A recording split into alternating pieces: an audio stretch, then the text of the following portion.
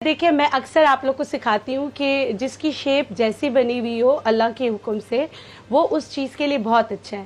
ناشپاتی اگر آپ اس کو دیکھیں تو یہ ہارٹ شیپ کا ہے جی صحیح ہے. اس میں کاپر موجود ہوتا ہے, پوٹیشیم موجود ہوتا ہے, میگنیشیم موجود ہوتا ہے. یہ ہارٹ پیشنٹ کے لیے بہترین ہے, یہ آپ کے دل کے لیے بہت اچھا ہے. اور اس کے علاوہ یہ بچوں کی پہلی ٹھوس غذا ہے. جب بچوں کو آپ غذا شروع کرتے ہیں تو چاول کے علاوہ جو ہے وہ ناشپاتی جو ہے ان کے لیے بہت اچھا ہوتا ہے کہ اس کو تھوڑا سا ہلکا سا ابال کے چھلکا اتار کے بیج اتار کے اس کو ہلکا سا میش کر کے دیا کریں. بچوں کی بات ہو رہی تو ایک بات بتا دوں کہ بچے کسی سے الرجک نہ ہو تو جو بھی آپ دیں 1-2 اونس میں دیں اور ایک غذا کو 1 ہفتے تک دیتے رہیں تاکہ ہمیں یہ پتہ چل جائے کہ اس کے کسی انگریڈینٹ سے بچے کو کوئی نقصان نہ ہو.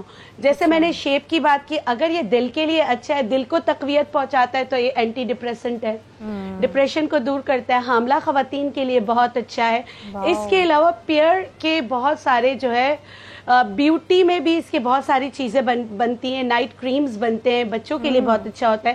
جیسے میرے بھائی نے اس پچھلے پروگرام میں کہا تھا کہ وہ فارمولا کریم خود بھی استعمال کرتے, فارمولا کریم بیچتے بھی ہیں. تو میں نے ان سے کہا تھا پہلے آپ وعدہ کریں کہ آپ یہ کام نہیں کریں گے.